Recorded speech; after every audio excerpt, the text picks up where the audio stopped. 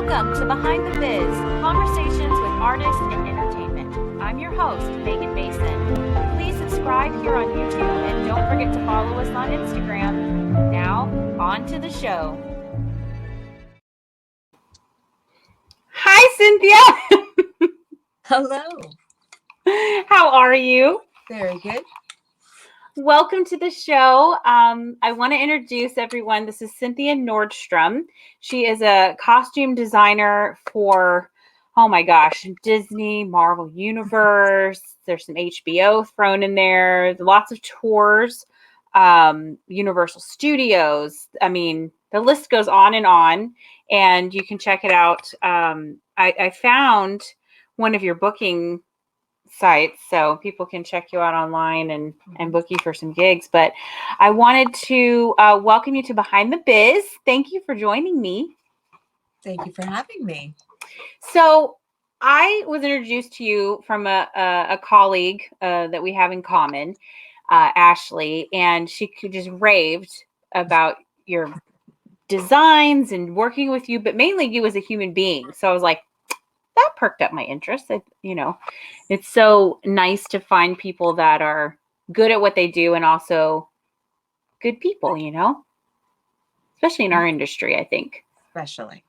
So I wanted to chat with you and see, because this is a really amazing career, and your first show that you designed fully, you were like 24, right? Yes. You're like a baby designer. I mean, I was not doing that at 24. So I wanted to chat with you and see, like, is that where you imagined yourself to be when you were like 12?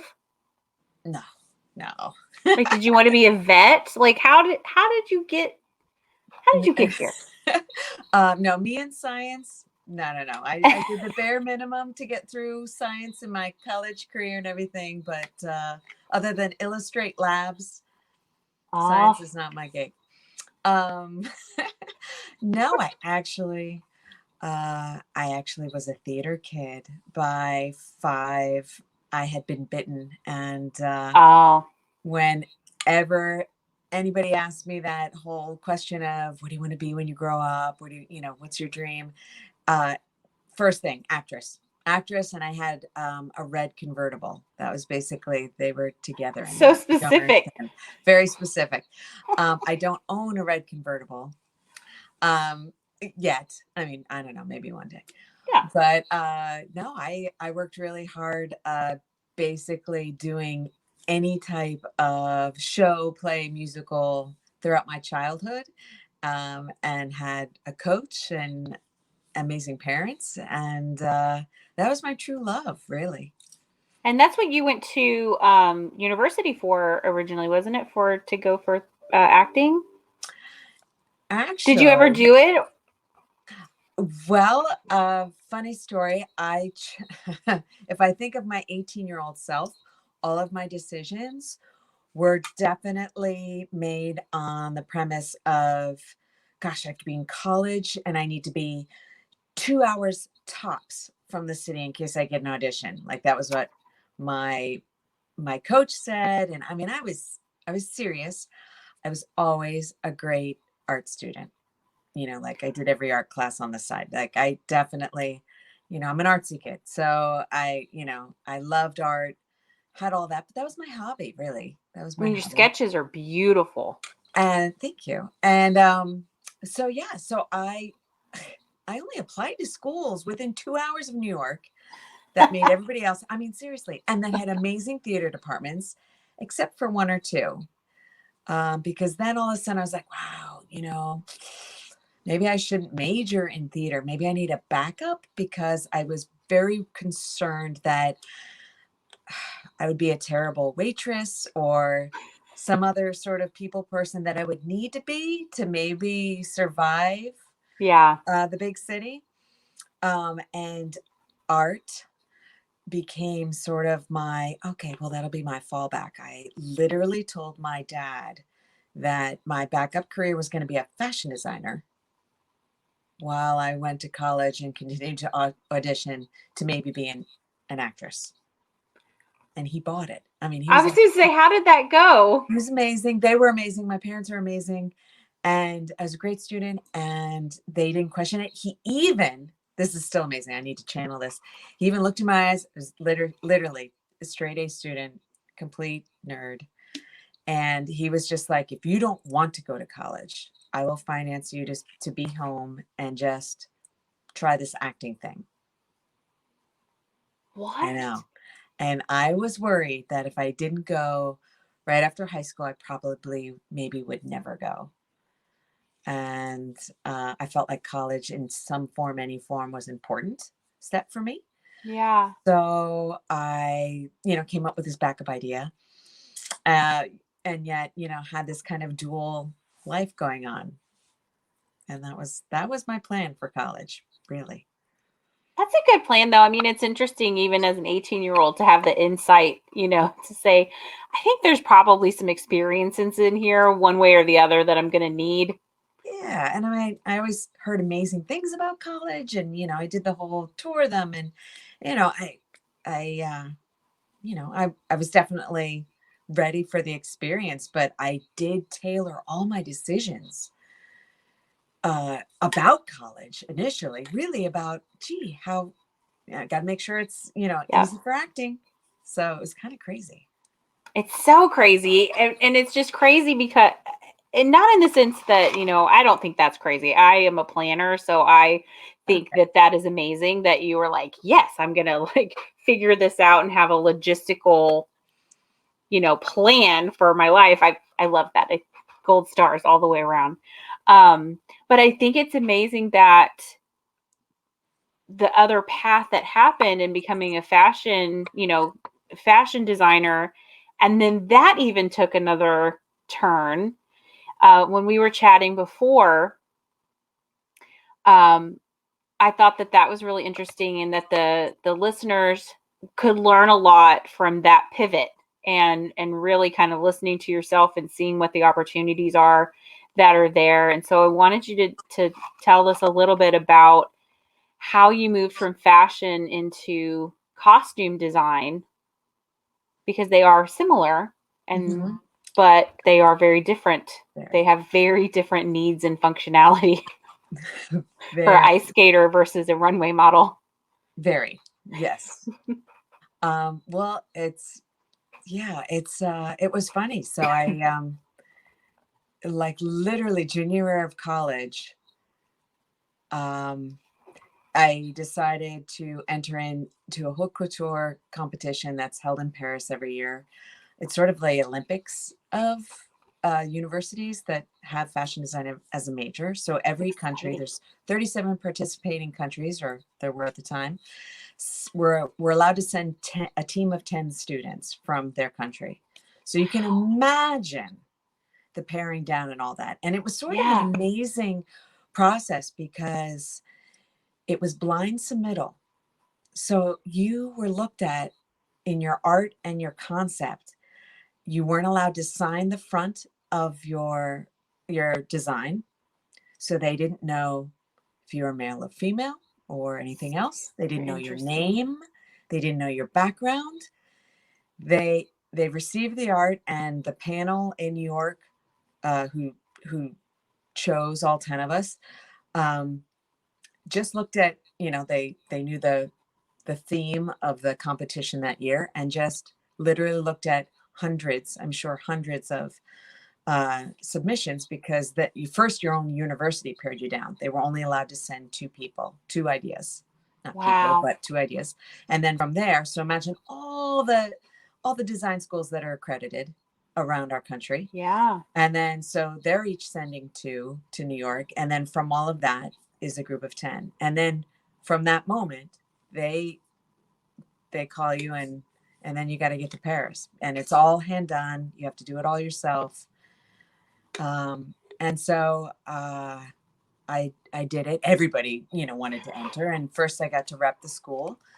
And so then I spent 7 weeks making this to specific measures, and, this crazy idea.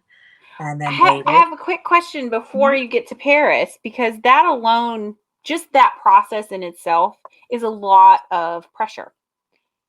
So, did you find yourself as a junior in college doing this, that you handled the pressure very well, and has that stayed on in your life? Or that's a lot, or are you just like, if I get it, great, if I don't, it's okay? Like, Well, it was funny. I was entering my senior year, right? Like, because it was the yeah. thing to do. And I was kind of secure in the other things I was doing. And at that point, I didn't live and breathe design like maybe I should have. I mean, I enjoyed it. I loved it. I did well, but I had this other love, the theater love.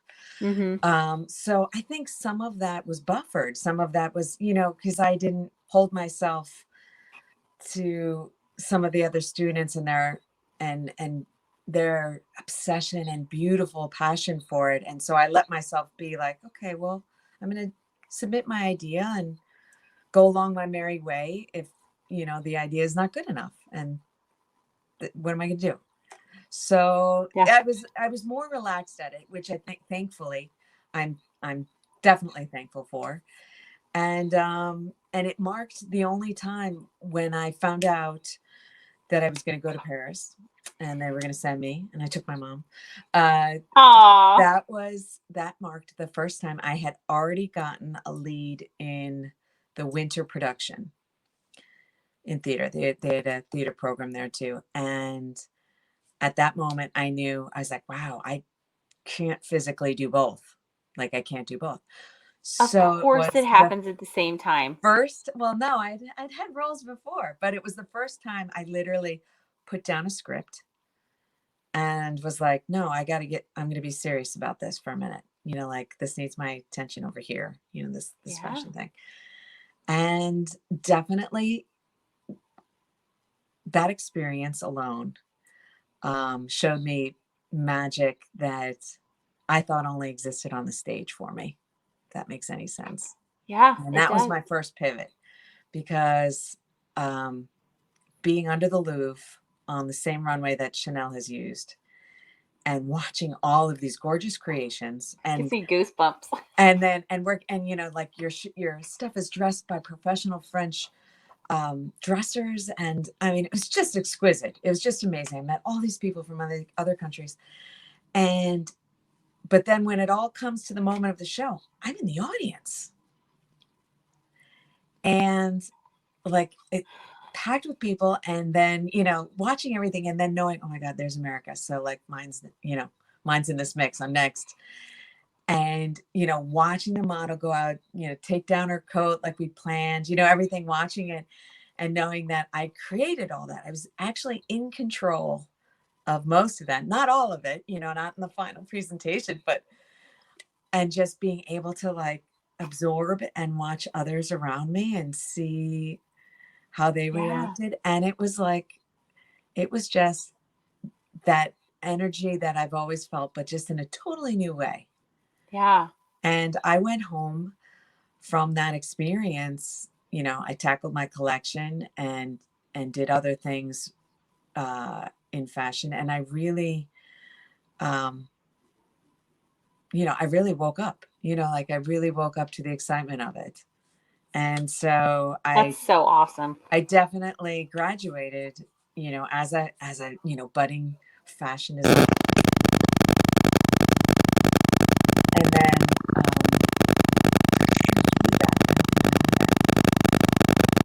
can you hear me still?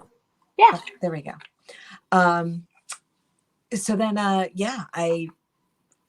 entered back into the New York scene. The great thing with my university is you already had 2 working internships, and I always took them in New York because that was my city.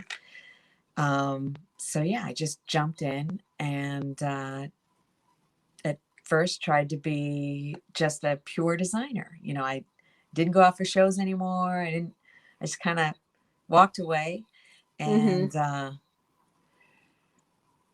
it wasn't enough. You miss it.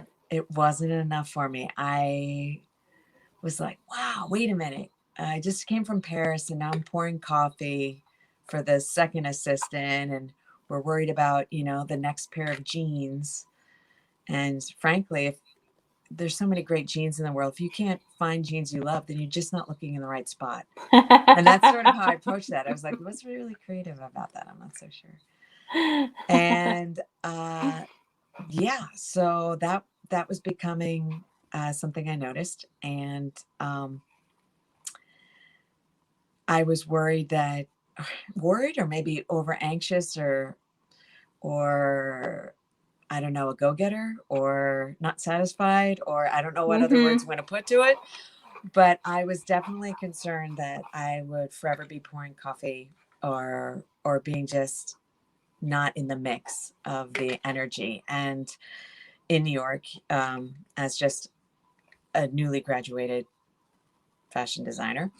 So at the time, I heard tale of Disney down in Orlando doing this wild expansion. They were going to create a park called Animal Kingdom, and they were starting cruise lines. And apparently, like, they needed warm bodies. They needed people and like almost everything to like, they were just expanding, just very exciting. And so for the first time, I became a non-commuter, bought a car, and literally told my parents, I was like, I'm going to go down there. I'm going to design shows down there or something. So I drove down to Florida. I'm going to make it work. That's right. And that was a pivot to really deciding to combine the two ideas. Why I didn't do it locally, I'm not quite sure. But I'm right at the time, the things that we don't even think of. Right. So it was another sort of interesting turn. And here, the tri-state area girl found herself, living in Orlando by herself. And, sparkles in my eyes showed up at the doorstep of Disney, fresh from Paris. It's kind of what I had to offer. And got a nice reception, but also a dose of reality, which was no, their design department was only 2 to 3 designers and an illustrator at the time, all whom had been working with the company for 15 years plus, if not more. And they don't just hire designers like that. So you were like, okay. So that was interesting. So what do? You join the union for backstage so that I could dress shows, because again, I knew I was good with clothing at that point. Yeah. And I'd always been around theater. And I mean, just from my own experience, I can fast change like the best of them. I knew how to layer, I know all those tricks just inherently. So, so my career with Disney did not start off all splashy. It was simple, and I just kind of tossed myself in the mix, and was a local union in creative costuming. I love that. And you'd work your way up and say yes when the opportunities present itself. Yeah. So it was, it was a combination of things, right timing, knowing that a company needed personnel, whether they hired me right away for what I thought they needed me for is a different question. But I definitely somehow put myself in a way where I gained tons of experience and in such a little time. I mean, the first 6 months I dressed, gosh, they were getting ready for their 25th anniversary show. And, that was televised with Betty White and Jodie Benson and Roy Disney. I met him. And, you did. Mm-hmm. And, I did little dance shows, and I ran operations or helped run operations, costuming a portion of a park, and, the ins and outs of that, and the laundry and the prep and the setting, and the logistical knowledge that you gain just from doing that is so phenomenal. It was crazy. It was definitely like a speed course, and just, surviving what needs to happen on a live show event. that actually doesn't just happen 8 days a week, 8 times a week. It happens every day, multiple times, perhaps, depending on what you're Right. working on. Well, So, yeah. do you find that only because I do find this in the wig and makeup world that a lot of people think that when you design things that that's all you do is you do the sketches, then you send them off and then it's done, and it involves so many people and so much scheduling and hiring the right crew and all of these types of skills that you're learning as you were going there. Do you find that it's the same kind of assumption with costume design, that they, especially the younger artists that want to get into it, they don't realize that they need all of that kind too? You want to be, well, I mean, in anything, first of all, you got to go where your heart is. So if you're here doing this, your heart's involved, because why would you otherwise? True. And without the heart part of it, I don't think you're ever going to be truly successful, because you can tell in any career. Mm-hmm. But yes, that I think that gets lost. The fact that you need to also then look at yourself as, how can I be invaluable to the other Yeah. people on the team?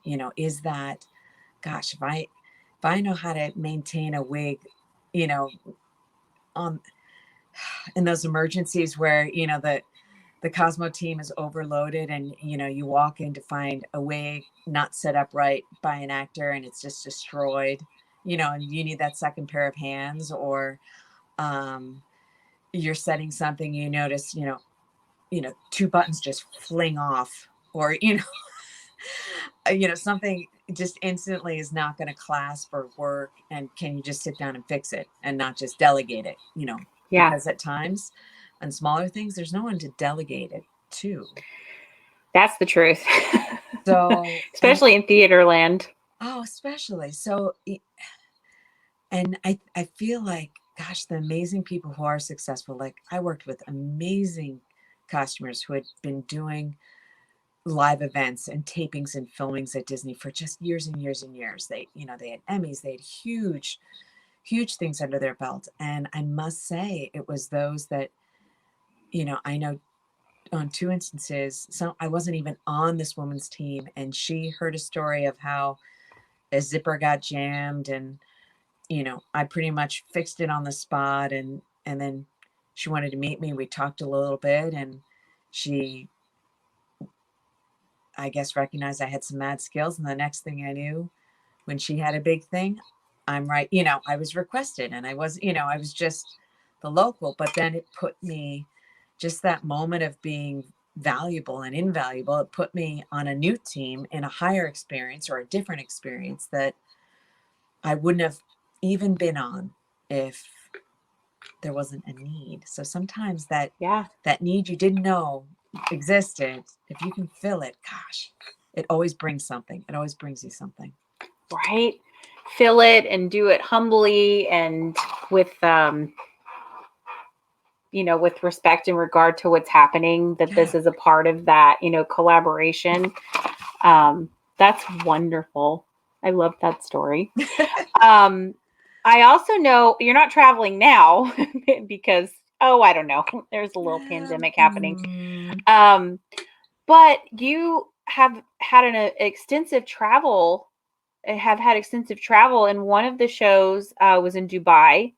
That was really beautiful. That was that was a Disney tour one, was it not?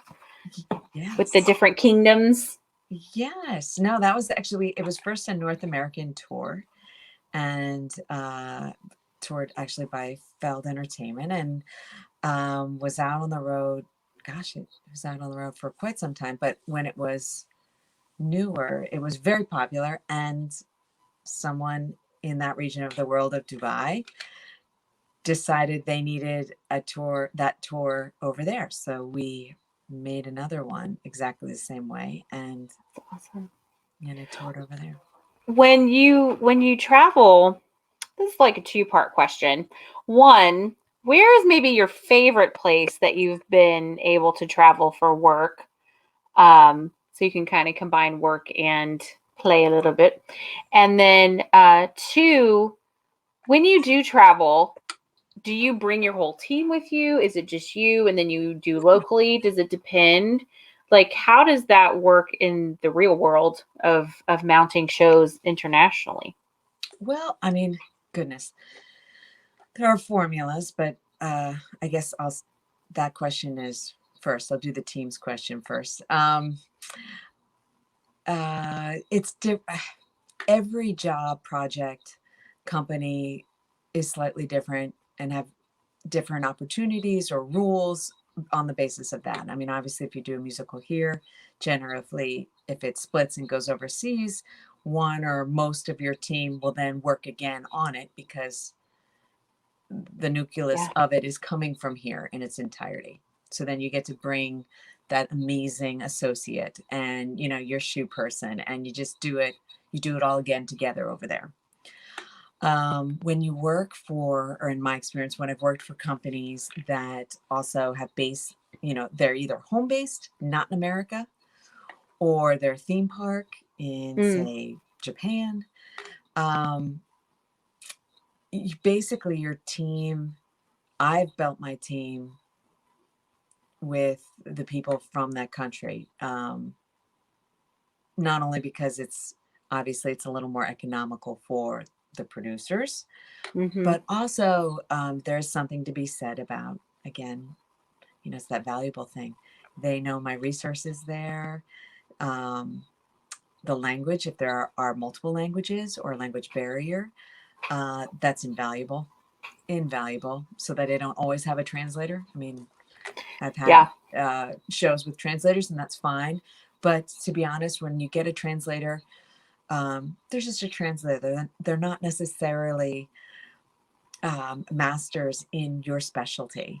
So if you're constructing garments and there's terminology there and specifics and colors, the words you use for colors, some of that nuance gets lost. That's really interesting. The world of translation. And, you know, I can tell you millions of stories about that. So when somebody on your team not only is skilled and has both languages, but then on top of which you end up just really enjoying working with them, it's, you know, obviously a home run. So I guess it's a bit of a combination.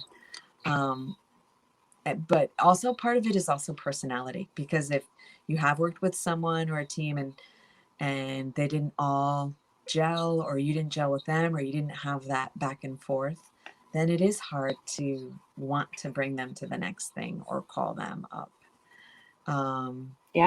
You know, because ultimately it's theater, you know, you build a family, and these are people you spend many, many, many hours with, you know, so it's like, if you don't, exactly. So you should enjoy the people you're around. Sometimes you're around them more than your family. Yeah.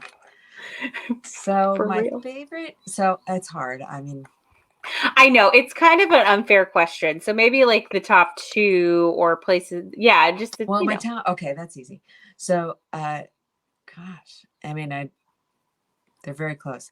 So I did get to, it was kind of full circle. I got to build part of a tour for Stage Entertainment Holiday on Ice in Paris on Saint Honoré. So the fashion girl in me totally freaked out. I saw Karl Lagerfeld at his cafe because it was diagonal across the street from the salon I was working in at the time. Seriously, I can't even. So for me, yeah, because also their working hours in Paris are not as intense as, say, America or Asia. So it was wonderful. Literally in a beautiful manner, as Europeans, 6:00 was dinner. The day was done. So, you know, it was like, what beautiful fountain and cafe can I sit at, looking at my favorite fountain, you know, and just watch the night come, you know, into play, and just saunter back to my hotel room. So that's a bit of a song for me. The other close second is I have grown to love my time in Japan. So many people love Japan. I haven't been. It is, goodness, let's see. my anniversary with them. So I think I am 15 years. 15 years. Wow. Because you did Universal in Japan. Was one of the is that the main, or did you do other shows there? No, I am a regular designer for fortunate as regular designer for Universal Studios Japan. Yeah. Man, that's so fun.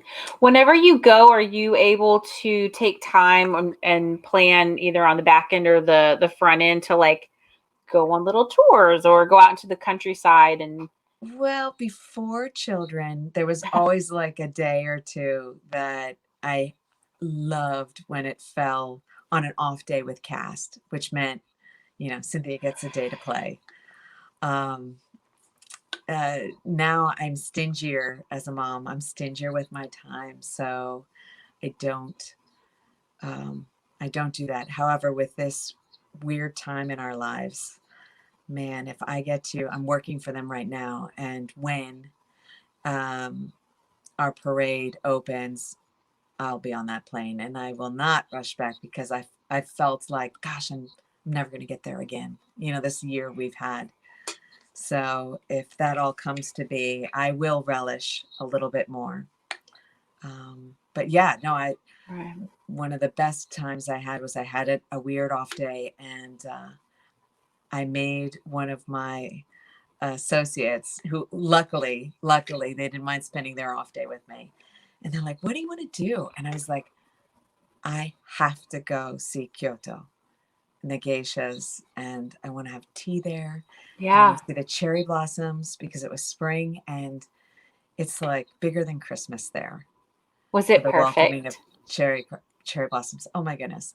So yes, so that's a cherished day that I had over there. But yeah, just the people, the food, just a different way of life. But I loved it. Are there any places that you want to visit, either for work or Oh yeah, personal? absolutely. Right. So I mean, hello. No, I would love. I've never been to some other European countries. I just actually went to Ireland a couple of years ago we had a family wedding, so that's amazing. But Austria, Spain, I've never been. Switzerland. Yeah. I would love to go to Australia. I would love to, like Just everywhere. Just jump. everywhere, if it Oh can my happen. gosh.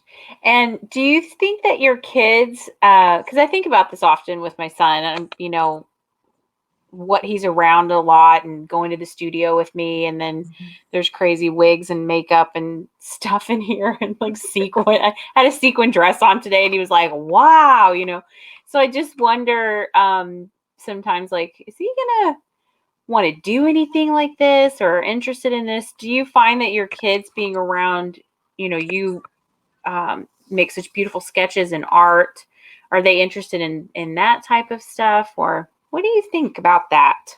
Well, I didn't for my son's oldest, and my fondest memories were when he was a baby and in the bouncy seats. I'd bring him up to my studio and put him on the floor, and he'd fall asleep so that I could draw. And like always, by the time the 2 or 3 hours had ended, I'd go to pick him up, and there's totally like little glitter had fallen on his head from like whatever. Always. That always. And I was just like, oh my God. And my husband would be like, really, what's going on there? And I'm like, it's in the air, little pixie dust on him. So I know they're goodness, they notice more in shows, obviously. When they're young, I protected the magic, so always, and that was always very important to me. So they knew right away that sometimes Mickey and Minnie, had a new show to do, and she needed more dresses.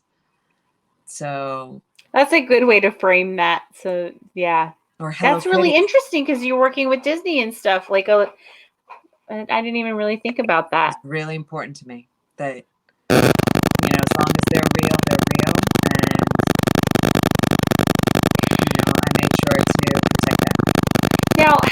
this is a conversation. I'm in a couple of mom groups, and one of them in particular, they're performers. Most of them are singers and stuff, but they all work in entertainment. And so there's a lot of, and then my own friends, from Cirque and stuff, of balancing what it is that we love to do, that is our passion, with also having a tiny human. And you have 2 tiny humans. So do you find that you find that balance most of the time?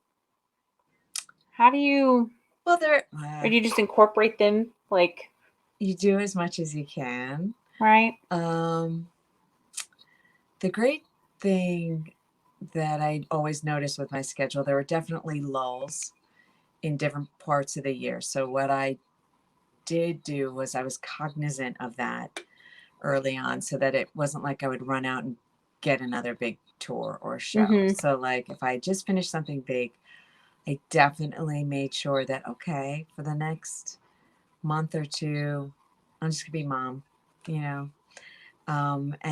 and then, to be honest, by the end of the second month, I knew I needed to like make something else. So like by then, Yeah. hopefully, knock on wood, something would come that needed me and I could start up again. So, it ebbs and flows. The more that I can include them, obviously, the better it is. It always is. But they know that, or I try to explain to them that I'm a better mom because I have all this art and it makes me happy too. So it's like a recharge for them. They just don't know that part. If that makes sense. But one day I think that will, they'll remember those conversations, and be like, oh, I get it now. That whole, like, I'm taking French because it makes me happy. It There you just go. makes me happy. Will I go back to France? Yes, eventually. But that, like, 2 hours a week or whatever, it just, yeah, it is. It's like It a gives you recharge, something. It gives you especially something. now when there's not a lot going on. Um, but yeah, I think that's a very interesting way to put that, and kind of keeping your own energies full so you have them to give. Yeah. Like it definitely gives me more patience.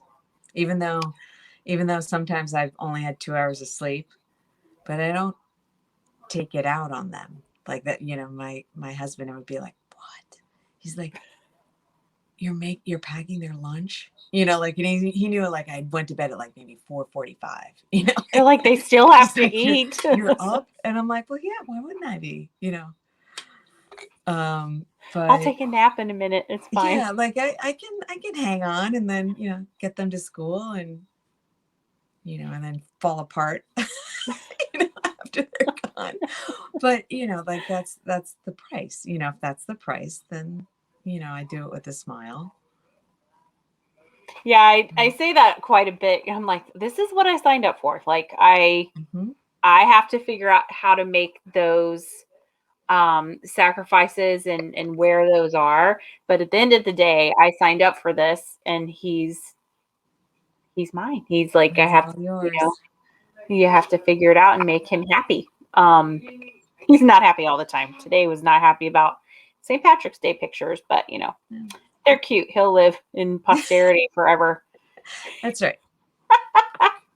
Um, I want to talk a little bit about some fun things. One of the questions that I like to ask people is, when you were growing up, and I'm feeling very nostalgic this week for whatever reason, I'm not really sure, but when you were growing up, do you find that there are certain movies or television that really made an imprint on you, that either shape your aesthetic, or, do you know what I mean? Like, I do you remember Glow, Gorgeous Ladies of Wrestling? Yes. So I did not realize that Glow had an absolutely visceral impact on me until I saw the documentary last year and was like, oh my God, all the chunky glitter in their hair. It made me so joyfully happy that I was like, wow, like, this was a thing that I watched as a kid, growing up, and like the Goonies and, those jackets and, Goonies, seriously. so it made me think, like, I wonder if there's other movies that really, like, spoke to people as we're growing up, the fun stuff, Well, I mean, I'm totally in love with the 80s. How can you not? I mean, just how can you not? They're so good. Exactly. But I did, before that, because, I was way popular, I definitely owned any musical I could get my hands on. You were the musical kid. Anything Judy Garland. Well, because you remember, this was about performance for me at first. So those things I saw, and even clothing I saw, and costumes. I mean, Edith Head. Like I was, immersed in that world while looking at the performance of it. But the visuals are, and the color and the black and white and all of that. They were, I have the full set of Ginger Rogers Fred Astaire because I need that. That's amazing. Yeah. So, but these were my favorite things. So, I was very eclectic. I was very eclectic, but I definitely, I mean, so it was that world and paired with anything that came out of France. So obviously I was a Dior and, had one eye on Dior, one eye on Givenchy. And, I always, always was looking in that direction. That's funny. I love that. And literally all of this is really just those two worlds colliding somehow. And I get to still play. So it's good. Right.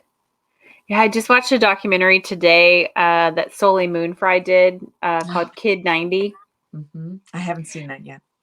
It's really good, and it's very nostalgic, especially because it starts in like 1989 is really when you go back and just seeing all of the clothing and the amount of plaid and the hip hop wear, because there's the group that she hung out with, and then her own Punky Brewster stuff with the pigtails and all the color, it's just like it made me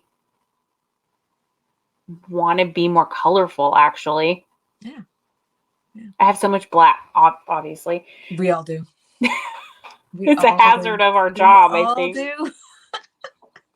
I have like half a closet that's just black. Oh, so do I. When I travel, I'm definitely in layers of, because you got to keep it a little bit easy. That's funny. I have a costume mentor of mine and another friend of mine that when they travel, everything is black, white, and gray. So it all just goes together. That, and I know several designers, mainly scenic designers, and a few costume designers that literally pack multiples of basically the same outfit just to not have to think about it. Just to go, and then she might throw on like a colorful scarf. They're like, because there's a large part of the thinking, and there are days where, the job isn't about, it isn't about me. It isn't about what I'm wearing, or my hair's like, at the end of the day, like on the top of my head, and, like. I'm hot. I get hot. Everything. I need it not touching. And it's awful. And then there are those moments that you're a part of it, and, I want to wear my new cute thing, and,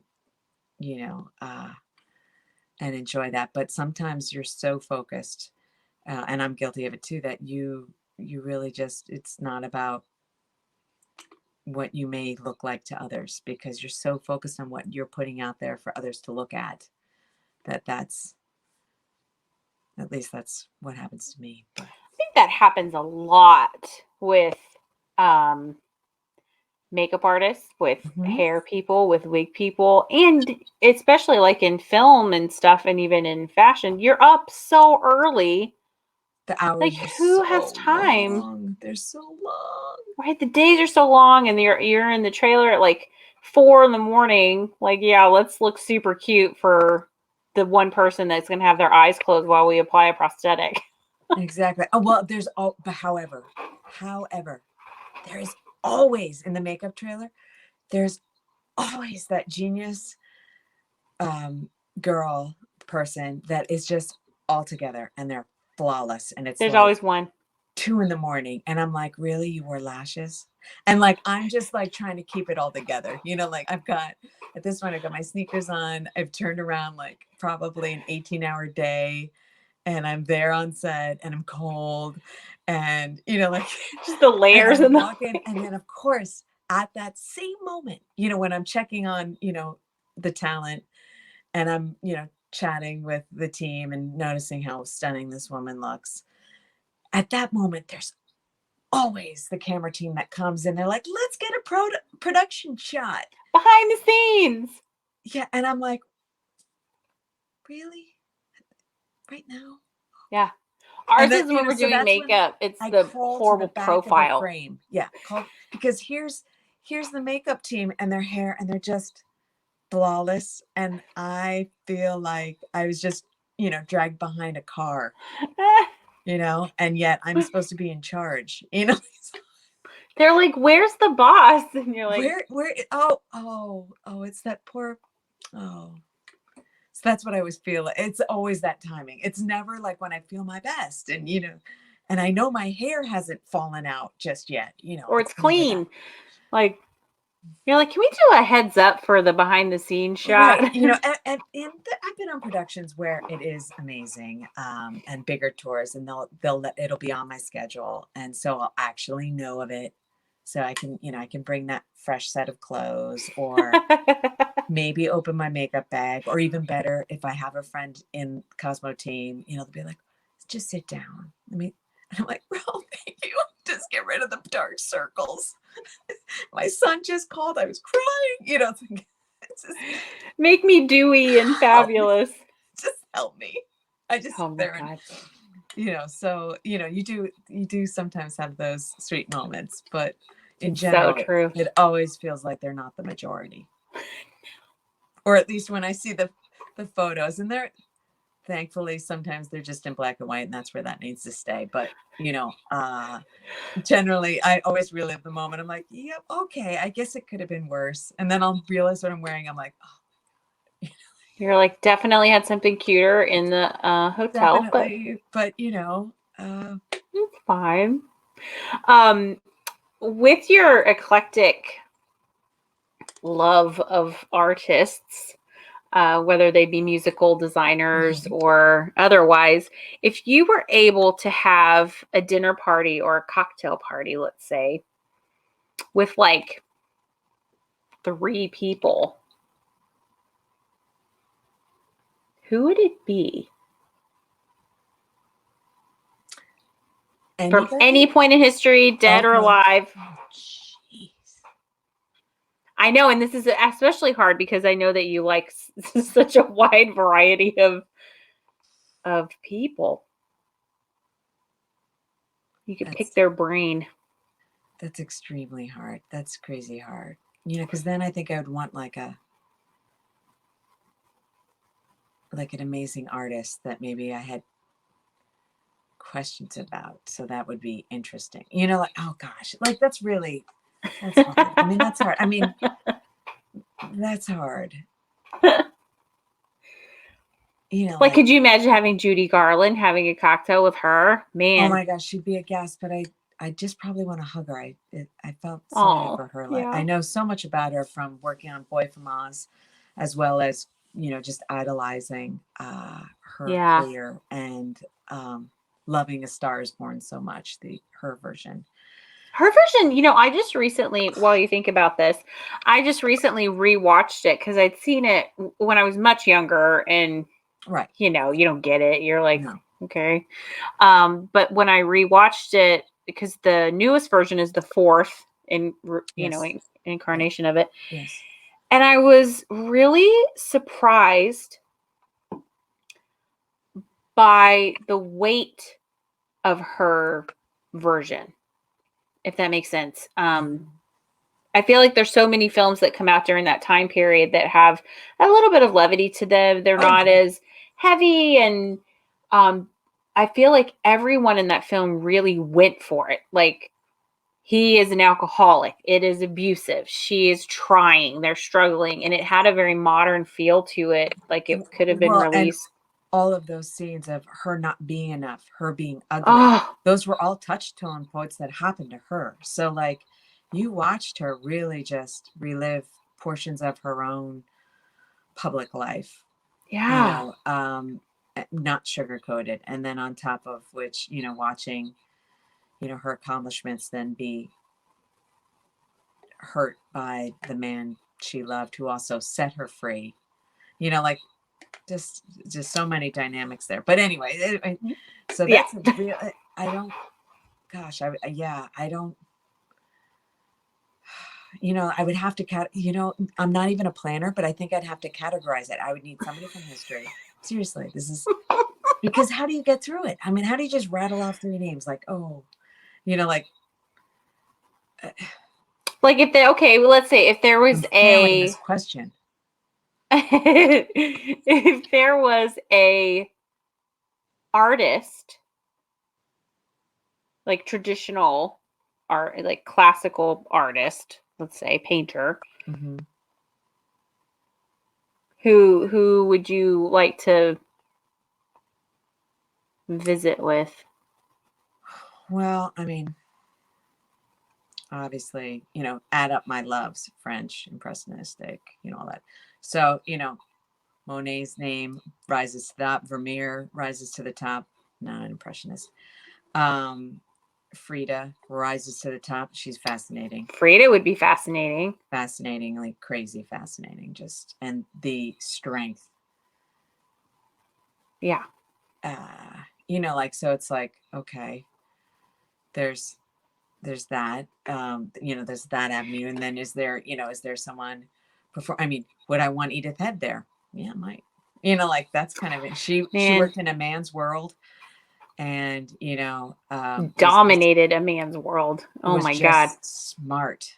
And, as I get older, I definitely value that. I mean, and then in the same respect, would I want like maybe, gosh, I mean, our world's so crazy. Would I want Abraham Lincoln or someone who just ripped open new ideas, like just on a community level, You're right. I think categories is probably. I can't, I could say, I could then just do it. Someone very attractive to sit next to, or, the actress I never became. And who would that be Glenn Close? Or would that be, Viola Davis? Oh my gosh, or Maybe you would have like a party. I think I would need a small party.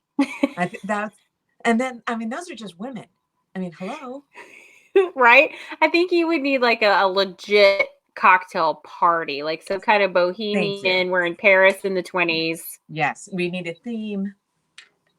There we go. Yeah, absolutely. Okay. Well, maybe we'll come up with a guest list. Thank you. That might be just another show. Like we need to entertain the idea of like, okay. That actually could be really fun and talk about people throughout history and why we love them. Or combining the different randomness, like it could be.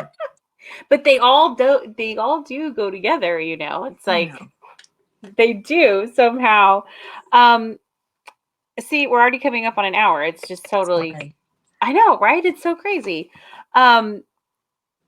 Would you have this is an especially trying time, and you and I were talking about this a little bit before. Mm-hmm. For people that are aspiring to get into this industry, they're like, I'm going to be a designer. I'm going to be, work in theater. What kind of advice could you give the young designers out there for right now when things are not really moving yet? What do you? Well, what do you think? My goodness. I think it's funny. I did have to think about this earnestly because with this past year, I did guest at a few theater graduations and panels with costume design graduates and theater majors to give them like a one-on-one experience with other peers in our industry. And I knew it would come up because, hello, the whole idea is to make connections as you're leaving college. And I was honest, not brutally honest, but I've never I was a young associate designer during 9/11 in the New York area. And that changed Broadway. That closed shows for a moment, a Yeah. big moment, Yeah. and changed productions, and things didn't come in, and joy was sucked out of the world. And I thought, wow, my gosh, what's going to be left on the other side? And now with this experience of what we just came out of 2020, Yeah. that was a walk in the park compared to what I've seen worldwide, Yeah. and how theater and arts and music have sadly become unessential in how we've looked about restarting things and protecting people. And that hurts my heart. So the best thing you could do is not discourage yourself. I want everybody coming out of college to keep that beautiful hope and spark and dream, and don't pressure yourself to have to run and find a production, because right now the productions that were healthy are trying to figure out how to come back after most all of the associates and assistants, they were all just let go, like everybody's just gone. And so obviously designers and the heads of departments will then look to try to get some of those people back, people that have families, people that have been in the industry and have tons of experience, just because in a way everything was leveled, Yeah. in a new way, in a bad way. So if there is anything you ever entertained, sort of a side hobby, because you never know, based on me, my side hobby kind of moved over into my main frame. If you can afford or find programs of learning, or a minor, or classes, or things you can immerse yourself in and shelter and keep your brain in a good space, I would say do that. Do that for another 6 months to a year. And then pretend like, boom, you're out. Pretend this You're part ready. didn't happen except for the Yeah, learning, because and then I jump. don't know how I it is just such a different world, and it'll pass and it will heal. But if you're looking for that that test tomorrow, and that experience like by next week, things I put on my own self, expectations, Yeah. you definitely want to just pause. And if you can, find that other thing that makes you even more invaluable, so that when doors are open properly, and we have full houses, and we're planning for the future, we're getting out of the backlog, and we're planning for the next thing and the next experiences, without all of this covering of emotion, you'll be ready, and you'll be even that more valuable to a team or to a production. Yeah. Absolutely. Right. Right? Just one more layer of things that you're able to Yeah, do. and it can be unrelated, because somehow it'll help you. Like it doesn't have to be. Oh, I mean, to me, my next thing would have been, if I should have taken lighting. Like I would take classes in true lighting, not just I have a theater minor, but I would specialize more, because actually with technology, my last 10 years in Marvel, the systems and LED and the circuits I've learned and programmed for wearable clothing, before it was even as commonplace now. I mean, I was doing it 9-10 years ago, just doing it and not even thinking about it. So like, gosh, if someone had told me that, now I would do that, like find something. And at that point it would have been unrelated, but man, so useful. So right you that just never day, know. you would have been like, I absolutely know how to wire that thing up. And Yes. I know where the batteries should go and what kind of batteries, and how we're going to do this and what doesn't get connection hot. points. Yeah. And I'm going to program it myself. Yeah. Doopy doopy doop. Oh yeah.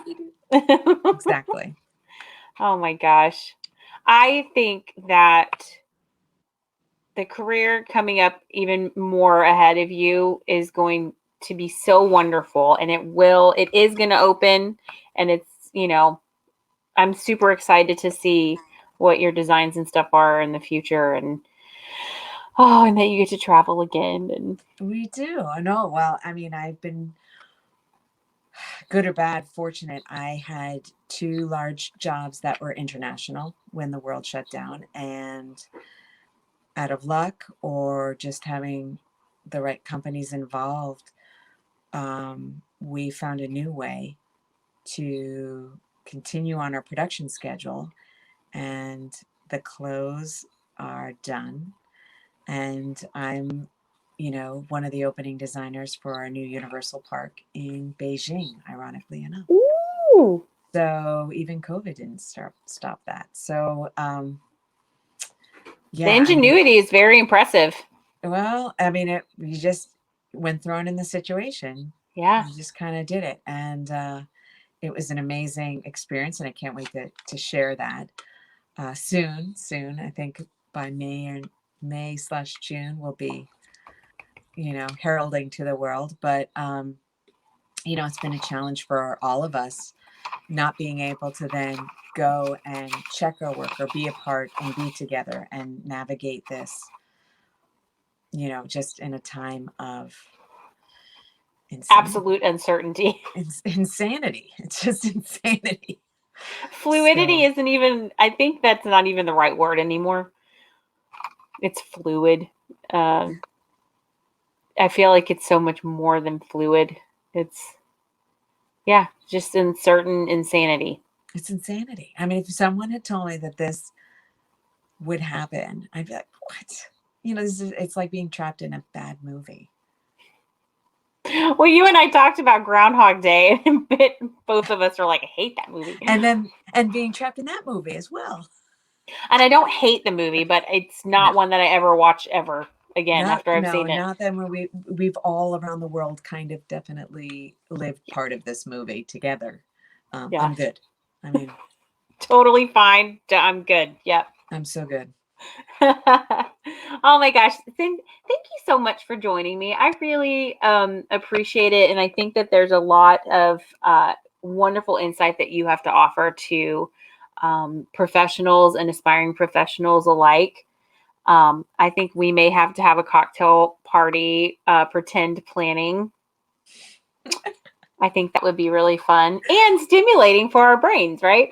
That's right. Again, we could challenge each other. All right, here's your 4 categories. We won't talk. I'll give you your 4 categories. You give me mine.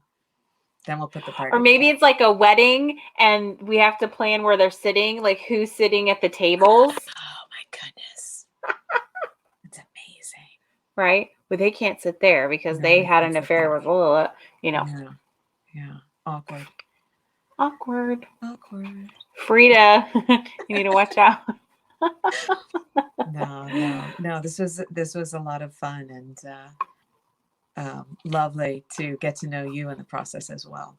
Yeah, thank you. Right? Get to know Cynthia and see what's going on in your brain and how it operates along with the professional stuff. So yes. I think that it's always a good time, and I just really appreciate you. And if you guys have any questions for her, feel free to email me and I'll pass them on, or you can just message her on Instagram or through her agency. So thank you so much. And it's late here, but it's just been a joy. I really appreciate you. Oh, you're welcome. We'll see you next time. Okay. Bye. Thank you for joining us today on Behind the Biz, Conversations with Artists in Entertainment. You can also check out this episode on Apple Podcasts, Spotify, and Google Podcasts. See you next time.